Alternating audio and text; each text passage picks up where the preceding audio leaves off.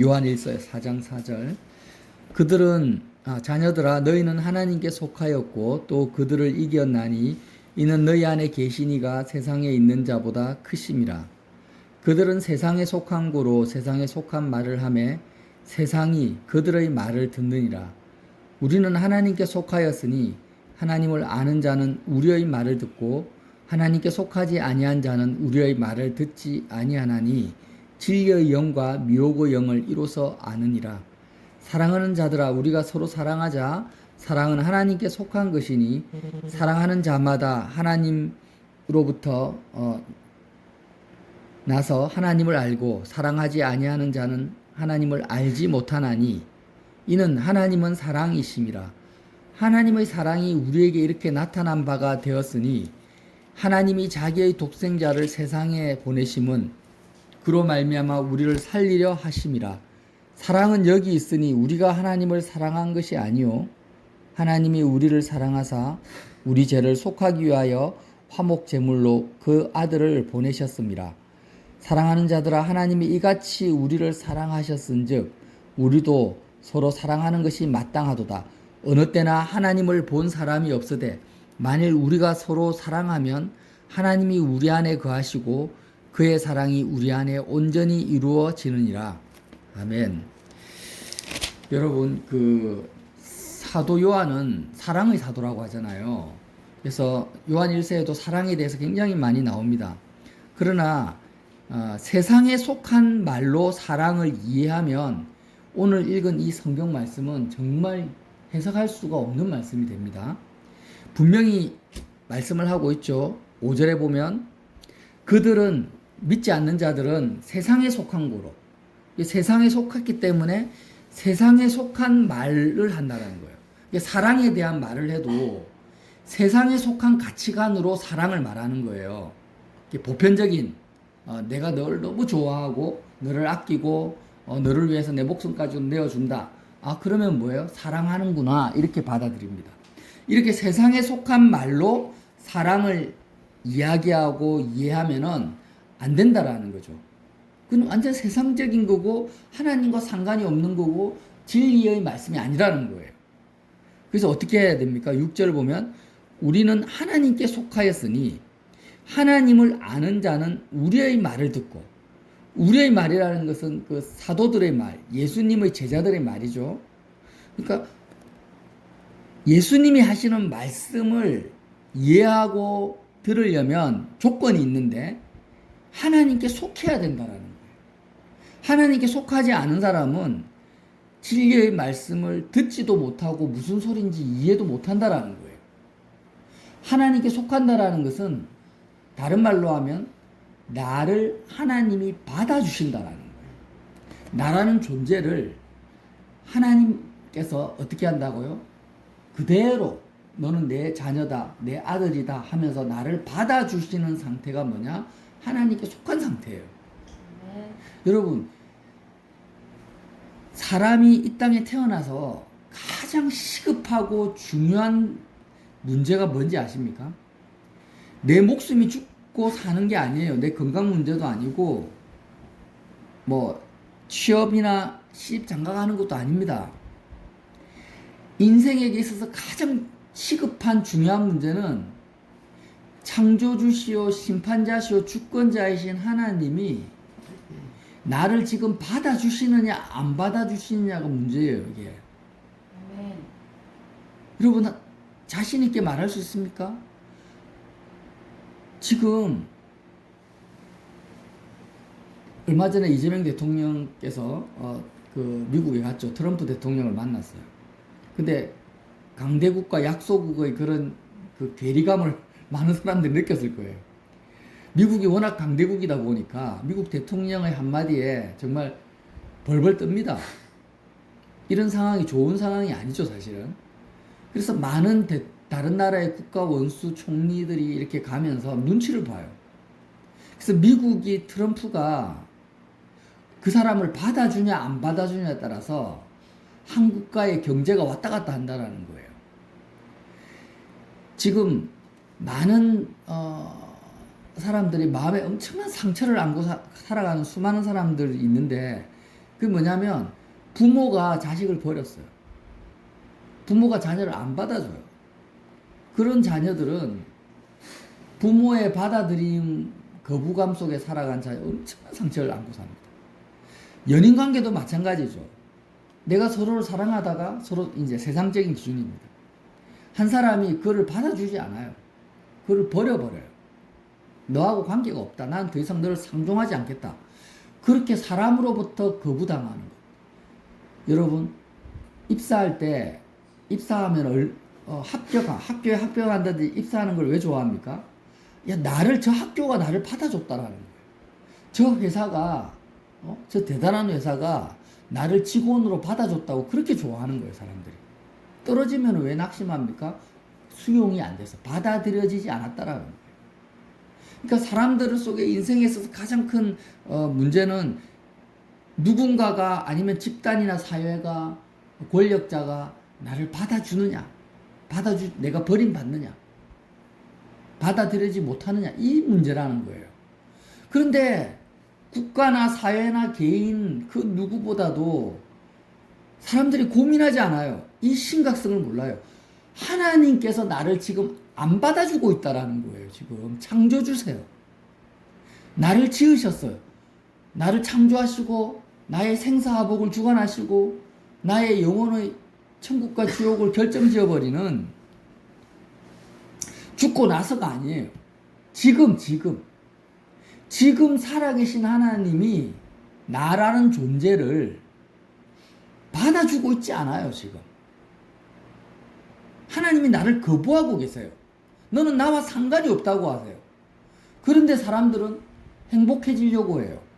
평강을 얻으려고 하고 이 세상에서 뭔가 잘 되려고 하고, 그게 얼마나 말도 안 되는 소리인지를 한번 생각해 보십시오. 얼마나 어처구니가 없습니까? 아니, 나를 창조하시고 나의 세포 하나까지, 머리카락 하나까지 세고 계시고 지금 나의 죽을 시간을 결정하세요. 내가 건강할 때, 병들 때, 내가 이 땅을 떠날 때, 심지어는 사람은 죽지 않죠. 몸을 벗는 거라 했어요. 사람은 영원한 존재입니다. 원래 창조될 때부터. 하나님 아버지가 나를 받아주지 않으면, 내가 육신을 옷을 벗고 나면 이제는 영원한 음부에 들어가야 됩니다. 지금도 음부에 들어가고 안 들어가고 떠나서 지금도 내 마음에 평강이 없어요. 왜 내가 행복하지 못하고 기쁨이 없고 평강이 없습니까? 돈이 없어서요? 일이 힘들었어요? 아니에요. 집에서 아무 일도 안 하고 그냥 놀기만 해도 마음에 평강이 없어요. 소망이 없어요. 왜요? 그 원인이 뭐냐? 하나님 아버지가 나를 거부하기 때문이에요. 하나님 아버지가 나를 받아주지 않고 있어요. 자, 그러면 반대로 말합니다. 지금 내 환경과 상관없이 하나님 아버지가 나를 받아주시면 어떤 일이 벌어집니까? 절대 평강, 절대 기쁨, 절대 만족에 우리가 가까이 가게 된다. 이거보다 중요한 문제가 없어요. 다시 한번 강조합니다. 가장 시급한 문제는 내가 지금 건강하냐, 병들었냐, 내 목숨이 죽냐, 사냐가 아니에요, 여러분. 시집 장가가고 취업하는 게 아니에요. 가장 시급한 게 뭐라고요? 내가 하나님께 속하는 것입니다. 하나님이 나를 받아주시고 내가 하나님의 소유가 되고 하나님이 내 것이 되는 거예요. 이 문제인데 왜 하나님이 나를 못 받아주십니까? 사랑의 하나님이신데. 이 부분 다 알지만 한 번 더 내가 계속 우리가 이 리바이브를 해야 됩니다. 사람의 마음은 원래부터가 하나님의 형상대로 지음을 받았는데, 사람의 마음은요, 피조물이 마음속으로 들어가면 안 됩니다. 하나님의 전용 공간이에요. 저와 여러분의 마음은 하나님 전용 공간이에요. 그래서 우리의 마음에는 하나님 외에는 내 마음에 들어오는 것들이 있으면 안 돼요. 자녀든 남편이든 아내든 어떤 세상이 좋다라는 것도 내 마음속에 들어오면 안 돼요. 내가 마음으로 그것을 좋아하고 집착하고 마음으로 가지려고 하고 그것을 기대하고 소망하면 안 된다라는 거예요. 그러면 어떻게 됩니까? 마음이 더러워져요. 항상 듣는 비유죠. 김치가 있어요. 김치도 깨끗한 거고 하얀 드레스도 깨끗한 건데 이 김치를 하얀 드레스에 갖다 부어버리면 드레스가 어떻다고 합니까? 깨끗한 김치가 부어졌지만 드레스는 어떻다고 말해요? 더러워졌다. 이렇게 말을 하는 것처럼 지금 내 자녀도 이 세상에 있는 어떤 것들도 다 하나님이 창조하신 피조물이잖아요. 피조물은 버릴 것이 없어요. 다 하나님이 지으시네 다 거룩하다고 했습니다. 깨끗하다고 했어요. 그런데 이 피조물을 우리의 마음에다가 마음으로 가지면 어떻게 됩니까? 마치 하얀 드레스에 김치를 갖다 붓는 것과 같다라는. 그래서 우리가 부모로서 자녀를 내가 마음으로 품으면은 우리의 마음이 더러워진다. 자녀가 문제가 아니에요. 내 마음이 문제가 아니라 있어야 될 곳에 있어야 될 것이 있어야 되는데 우리의 마음은 뭐라고요? 성소와 지성소가 나타내는 것처럼 저와 여러분의 마음은 하나님 전용 공간인 거예요. 그래서 우리의 마음속에 하나님 말고 다른 것이 자리 잡고 있기 때문에 하나님은 우리를 어떻게 됩니까? 받아주실 수가 없다라는 거죠. 자, 이거는 가장 기본적인 복음의 기초입니다. 하지만 우리가 이걸 잊어버리니까 제가 다시 한번 말씀을 드린 거예요. 하나님이 나를 받아주지 못하는 이유는 나를 사랑하지 않아서가 아니라 내가 하나님 전용 공간인 나의 마음에 하나님 말고 다른 것을 집어넣고 있기 때문에 더러운 나를 받아줄 수가 없어요. 그래서 어떻게 하셨습니까? 예수님을 이 땅에 보내주셔서 하나님 말고 다른 피조물을 내 마음에 담고 있는 나라는 존재가 예수님과 함께 십자가에서 죽은 자라고 내가 믿고 받아들이고 예수님의 죽음을 내가 먹고 마실 때 하나님이 나를 어떻게 하십니까? 드디어 받아주신다라는 거예요. 너는 내 아들이다. 아, 그래.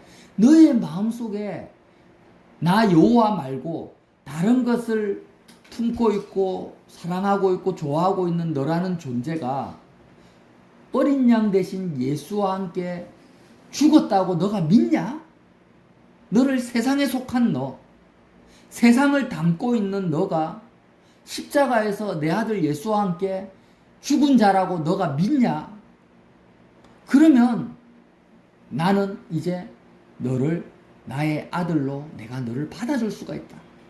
이렇게 해서 하나님이 나를 받아주시는 거예요. 우리는 하나님께 속하게 되는 거예요. 저와 여러분은 어떻게 됩니까? 세상과 상관이 없는 존재가 되죠. 이 상태를 우리 성경은 뭐라고 하냐면 영생을 얻었다라는, 영원한 생명. 영원한 생명이라는 것은 하나님이 나를 아들로서 받아준 상태를 영원한 생명이라고 합니다. 그래서 이제 다시 한번 물어봅니다. 저와 여러분은 영생을 누리고 있습니까? 영생을 누린다라는 게 뭐예요? 예를 들어서 어떤 사람이, 대단한 사람이 정말 앞으로 당신은 나의 친구예요. 그 사람이 어떤 사람이에요? 정말 트럼프 대통령 같고 이 세상의 일론 머스크 같은 사람이 당신 내가 1순위의 절친입니다. 이러면은 세상 기준입니다. 세상에 속한 사람들은 막 완전 엄청 좋을 거 아니에요.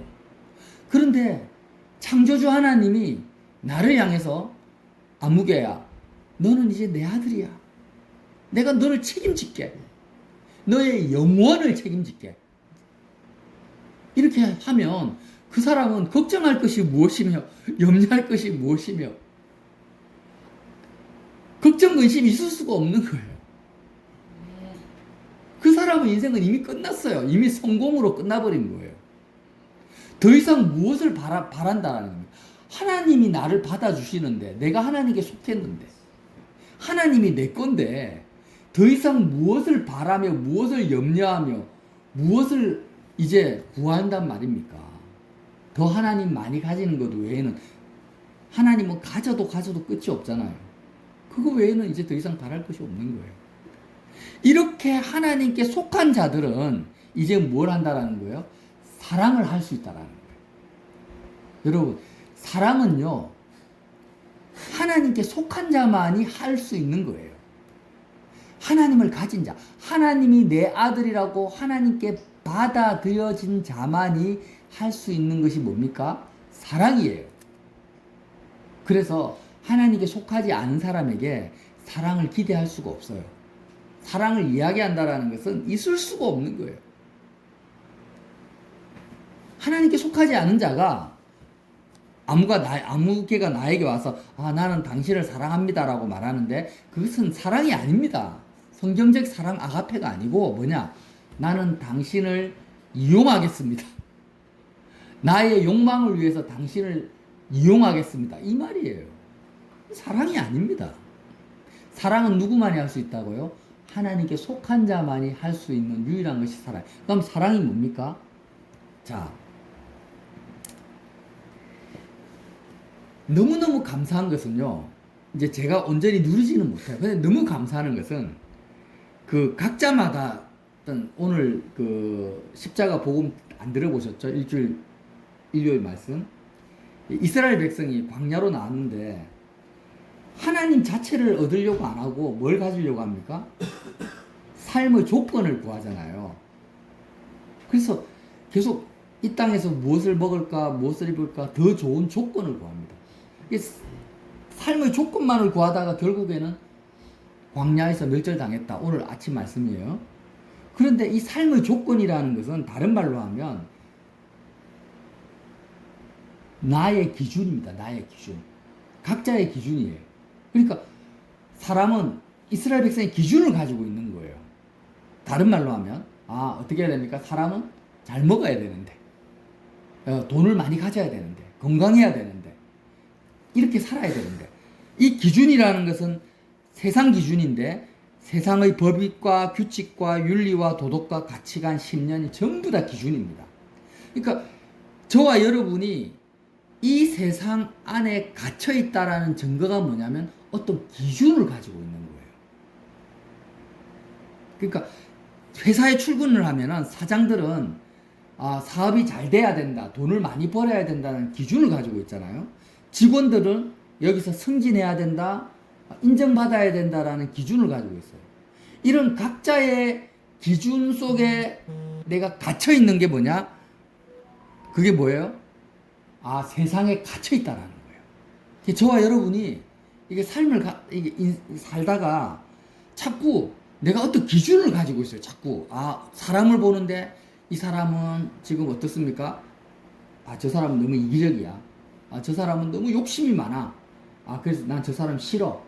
하면서 어떤 기준을 가지고 저 사람을 싫어하기도 하고 어떤 기준을 가지고 저 사람을 좋아하기도 하잖아요. 그리고 회사에 출근을 했는데 회사가 마음에 안 들어요. 그게 삶의 조건이죠. 그래서 이 회사의 연봉이 지금 나는 최소한 이 정도 일을 하면은 연봉이 한 3,500원 돼야 되는데 나에게 한 2,500밖에 안 줘요. 그럼 내 마음이 어떻게 됩니까? 스트레스를 받아요. 불만이 생겨요. 내가 왜 불만이 생깁니까? 연봉을 2,500을 받아서 내가 스트레스를 받는 게 아니에요. 나는 한 3,500원 받아야 된다라는 기준을 내가 가지고 있어서 그래요. 부모를 봐도 만족이 안 돼요. 내 부모를 봤는데 부모가 지금 능력이 없어. 내 부모는 별로 능력이 없어. 그럼 내 기준에 미달이야. 그러면 자녀들이 부모를 볼 때도 만족이 안 되니까 행복하지가 않죠. 부모가 자녀를 봐도 이 녀석이 지금 너무 게으르고 너무 지금 책임감이 없어. 그러니까 부모마다 기준이 있어요. 자녀를 볼 때. 그 기준이 발동하기 때문에 자녀를 보면은 부모가 뭘 받습니까? 스트레스를 받아요. 그러니까 지금 우리가 이제 제가 이 말을 하는 이유는 우리의 마음이 하나님께 속하지 않고 이 세상에 속했다라는 가장 두드러진 그 증거가 있는데, 나타나는 현상이 있는데, 그게 뭡니까? 내 마음속에 어떤 규칙이나 기준이 작동을 하는 거예요. 눈 뜨고 일어났는데 집이 너무 어지러워. 너무 청소가 안 돼 있고 정리정돈이 안 됐어. 그러면 이제 내가 스트레스를 받아요. 왜 스트레스 받습니까? 기준이 있는 거예요. 집은 항상 깨끗해야 된다. 정리정돈이 잘 돼야 된다. 이런 기준이 있기 때문에 스트레스를 받는 거예요. 개나 고양이는 스트레스를 안 받죠. 아무리 지저분해도. 왜? 기준이 없으니까.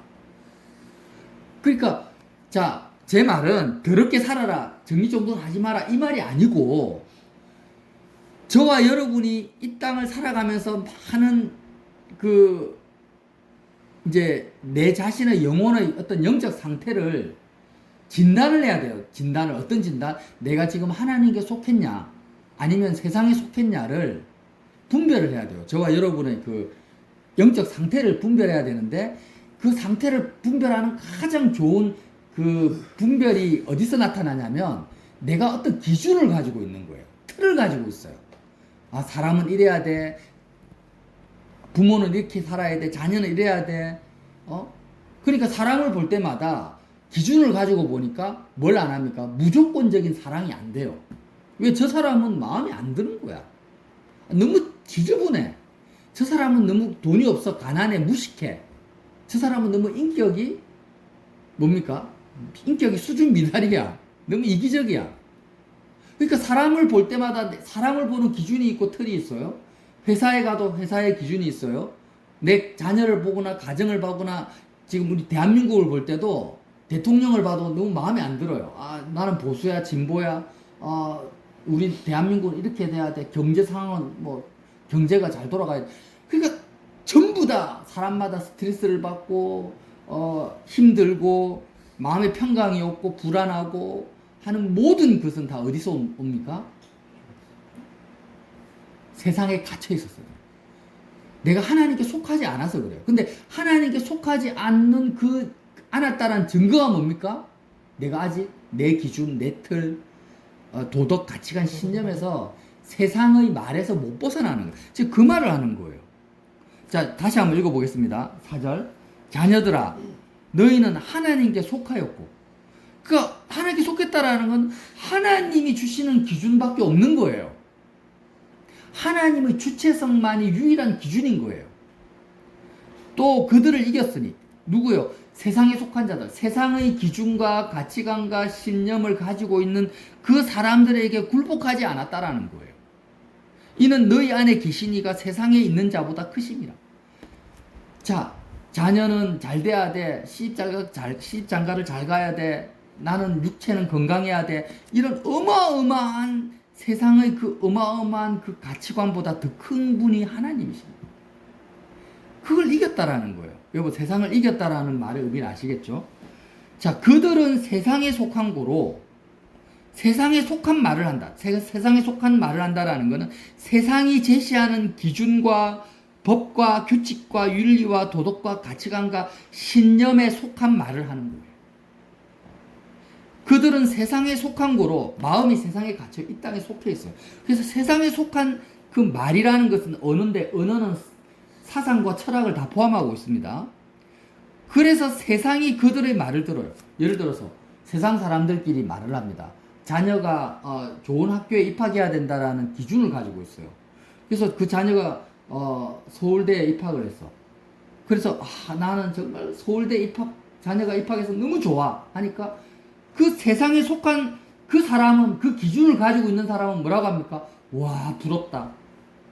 내 자녀는 서울대 못 갔는데 너무 좋겠다. 이렇게 말을. 그러니까 세상에 속한 사람들은 세상이 그들의 말을 듣는다라는 거예요.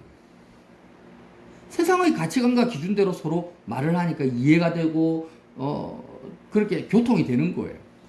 그런데 6절 보세요. 우리는 하나님께 속했어요. 세상을 떠나버렸어. 마음이 세상에 대해서 죽어버렸어요. 세상의 기준과 법과 규칙이 다 내 마음에서 그냥 다 없어져 버렸어요.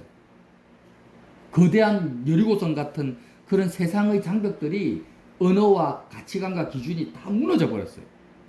그리고 마음은 하늘에 갔어. 하나님께 속했으니까 이제는 어떻게 합니까?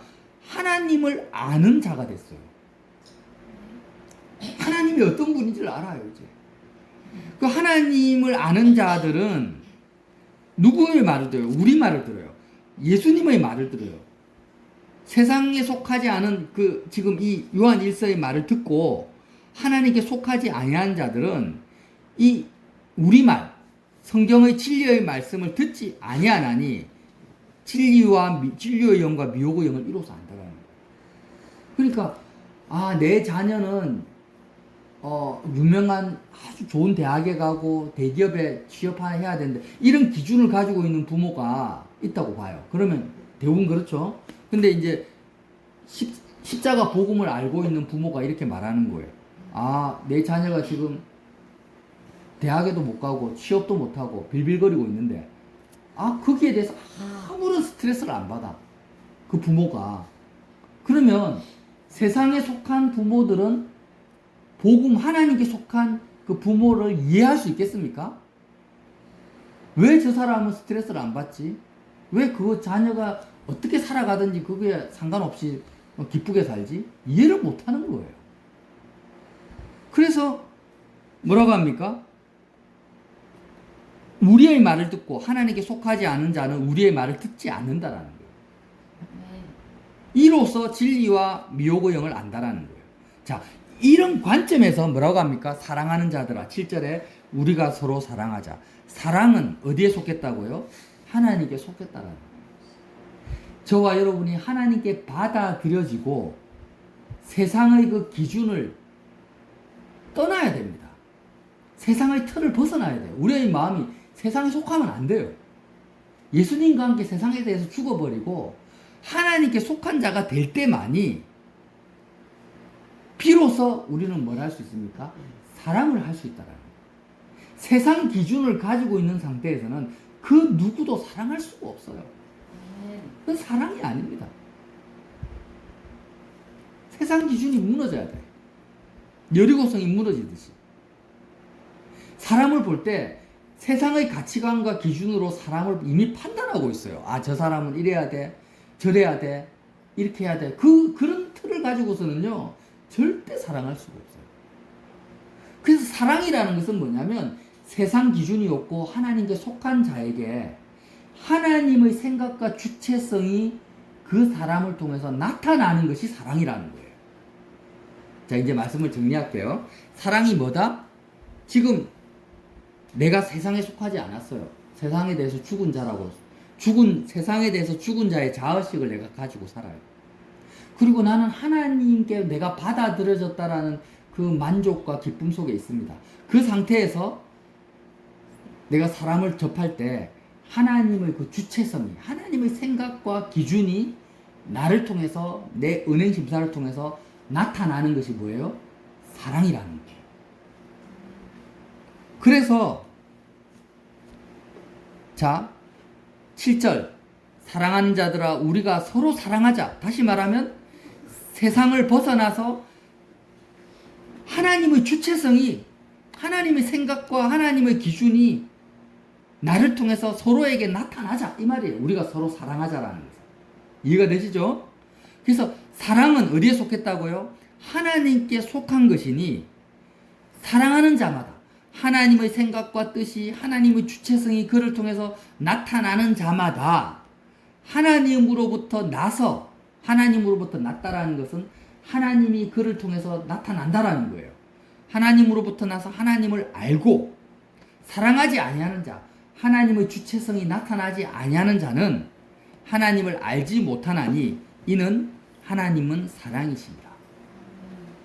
하나님의 사랑이 우리에게 이렇게 나타난 바 되었으니, 자, 그러면 하나님의 주체성이 누구를 통해서 가장 강렬하고 확실하게 나타났습니까? 바로 예수님을 통해 나타난 거예요. 하나님의 사랑이 우리에게 나타난 바 되었으니 하나님이 자기의 독생자를 세상에 보내심은 그로 말미암아 우리를 살리려 하심이라. 사랑은 여기 있으니 우리가 하나님을 사랑한 것이 아니요 하나님이 우리를 사랑하사 우리 죄를 속하게 하여 화목 제물로 그 아들을 보내셨습니다. 사랑하는 자들아 하나님이 이같이 예수 그리스도를 통해서 우리를 사랑하셨은즉 우리도 서로 사랑하는 것이 마땅하죠. 무슨 말씀입니까? 예수님이 세상 기준을 가지고 우리를 사랑하지 않았죠. 세리와 창기를 예수님이 사랑하셨어요. 근데 세상 기준을 가지고 더럽다, 추하다 하고 그렇게 한 게 아니라 하나님의 기준과 주체성으로 세리와 창기들을 친구로 사랑하신 거예요. 이렇게 이렇게 예수님이 우리를 사랑하신 것처럼 우리도 어떻게 하라고요? 예수님처럼 서로 사랑하는 것이 마땅하다라는 거예요. 세상 기준을 버리고 세상을 떠나서. 그래서 12절에 어느 때나 하나님을 본 사람이 없으되, 하나님 영이시니까 안 보이죠.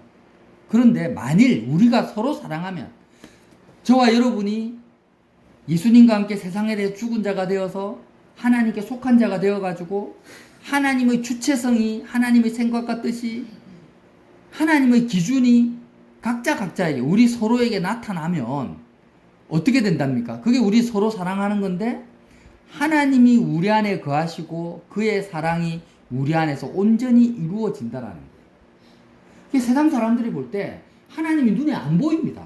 그런데 눈에는 안 보이지만 하나님의 주체성이 우리를 통해서 나타나는 걸 보고, 와, 진짜 하나님 살아계시는구나. 하나님이 정말 영이시지만 정말 하나님 아버지가 계시구나. 이렇게 안다라는 거예요. 하나님을 본 사람이 없지만 어떻게 할 때? 우리가 서로 사랑할 때 하나님이 우리를 통해서 드러나기 때문에 하나님을 보게 된다는 거예요. 그래서 하나님의 사랑이 우리 안에 온전히 이루어진다는 거예요. 그의 성령을 우리에게 주심으로 우리가 그 안에 거하고 그가 우리 안에 거하시는 줄 아느니라. 자, 이제 사랑에 대해서 조금 우리가 감을 잡아야 되겠습니다. 하나님께 속하지 않은 사람은 아무리 인격적으로 성품이 좋아도 그 사람에게는 사랑을 기대하면 안 됩니다. 사랑이라는 것 자체가 아래 성립이 안 돼요. 천국은 누가 갑니까? 사랑하는 사람이 가는 거예요. 사랑하면은 천국 갑니다. 근데 그 사랑이라는 것은 뭐라고요? 세상 기준을 벗어난 사람들이 하나님의 생각과 주체성이 나타나는 거예요. 하나님이 나를 장갑 삼아서 이 땅을 사는 거예요. 그리스도와 함께 나는 세상에 대해서 죽고 그리스도가 나를 대신해서 사는 것이 뭐예요? 사랑이라는 거예요. 사랑은요, 저와 여러분만이 할 수 있는 특권입니다. 우리만이 할 수가 있어요. 세상 사람들은 할 수가 없어요. 그래서 뭐라고 합니까? 사도 요한은 교회들을 향해서, 하나님의 자녀들을 향해서 우리가 서로 사랑하자라고 말하지, 믿지 않는 사람들을 향해서 사랑해라고 말한 적이 없어요. 성경 어디에 나와 있습니까? 그래서 저와 여러분이 정말 세상 기준과 틀이 나 속에 작동할 때마다 내가 지금 사람을 볼 때마다 이런 기준을 가지고 있어요. 환경을 볼 때마다 이래야 되는데, 기준이 작동할 때마다 내 하나님께 속한 상태가 아니네. 빨리 십자가로 가야 되겠다. 빨리 하나님, 내가 지금 세상의 기준과 가치관과 틀에 갇혀있는, 누구도 사랑할 수 없는 그런 죄인입니다. 주님, 나는 예수님과 함께 정말 죽은 자입니다.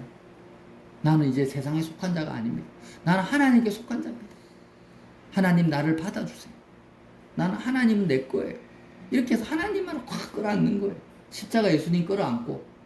그렇게 하면 어떤 준비가 됩니까? 이제 사랑할 준비가 되는 거예요. 사랑할 준비를 되고 하나님의 주체성과 생각과 기준이 나를 통해 나타날 때 세상의 빛이다. 하나님이 그를 향해 너는 세상의 소금이다. 빛이다. 이렇게 말씀을 하시는 거예요. 저와 여러분이 정말 서로 사랑할 수 있는 이 말씀, 사랑하자라는 말씀이 매일 이루어지시기를 예수님 이름으로 빌어드립니다.